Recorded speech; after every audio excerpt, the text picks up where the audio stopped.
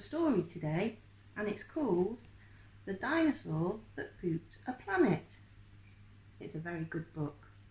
Our friend Claire said it was a good book that I should read to you.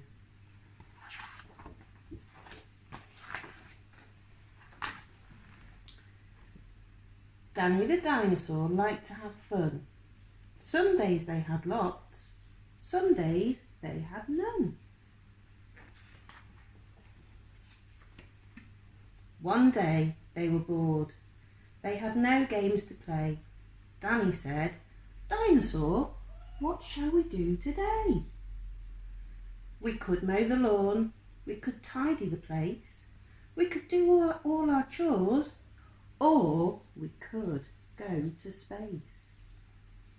"But you mustn't forget to have lunch," said their mummy. "You cannot have fun without food in your tummy." So they packed a packed lunch for the Science Museum, where rockets were kept if you wanted to see them.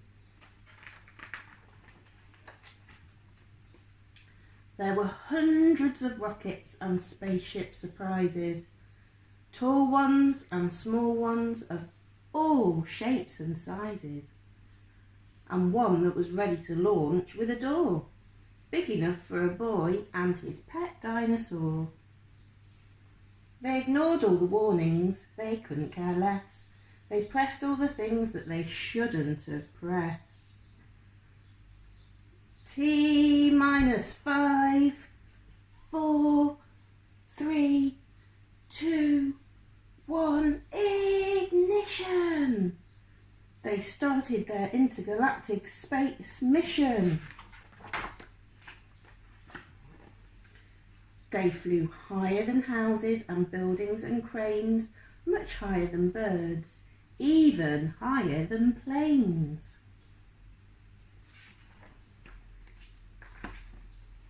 "We're in space," Danny yelled as they floated around, but the dinosaur's tongue made a rumbling sound. "Is it time to have lunch?" Danny looked at his watch. Then he looked around for the dino's lunchbox. Danny started to worry. Then he started to panic. They'd left the packed lunches back home on the planet. No. So with no food on board, not the smallest of crumbs, a disastrous dinosaur feast had begun. It gobbled up gadgets and gizmos galore. Nothing was safe from the space dinosaur. Robots and ray guns and blinking red blinkers, eating things thought up by NASA's great thinkers. The hyperdrive gamma reactor machine was swallowed along with the space tractor beam. It chewed and it chomped on the spaceship controls. The rocket was dotted with dino tooth holes. Inside it was bare. The spaceship was empty. Outside there were more things to eat. There were plenty. It broke down the door with a cool ninja chop. Out in space, dinosaurs are much harder to stop. It chomped on the moon like a big chunk of cheese, then shoved even more into its mouth with a squeeze. It munched on the Martians from Mars and their cats. The cats are like ours, but their cats wear cool hats. Satellites, Saturn, and 6 supernovas, shape-shifting saucers, and 7 space rovers. It guzzled 5 gallons of fuel from the tank, and Danny's jaw dropped as he watched what it drank, with a crunch and a crack and a num num num num.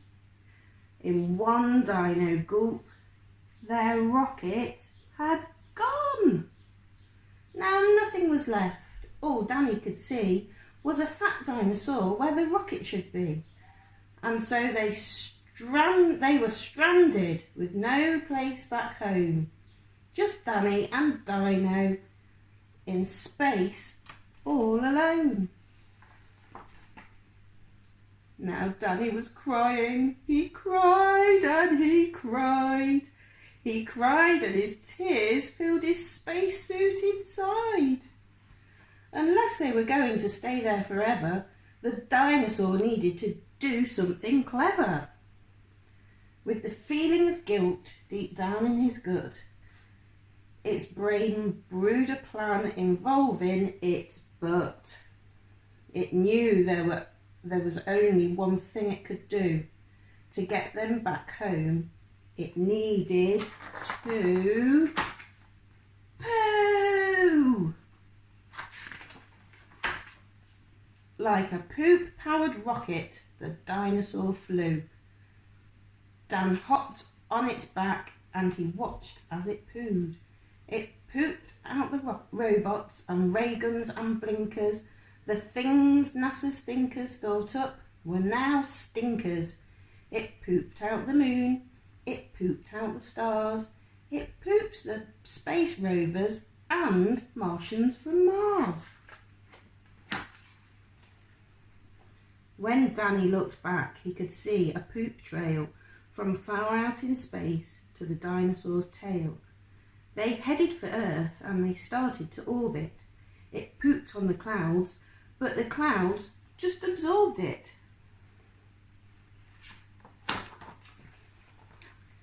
They flew past the buildings and streets of their town, leaving the houses all smelly and brown, and finally landed back down on the ground. "Hooray!" Danny cried. "We are home, safe and sound." They looked to the sky, and the things that were pooed had formed a poop planet right next to the moon. And so Danny promised to listen to Mummy, because fun is not fun without food in your tummy. And just when you thought all the pooping was done, a Mars cat plopped out of the dinosaur's bum. And that's the end of the story. The Dinosaur Who Pooped a Planet. Very good book. Well done, Claire, for recommending that one. Bye, everyone. See you soon.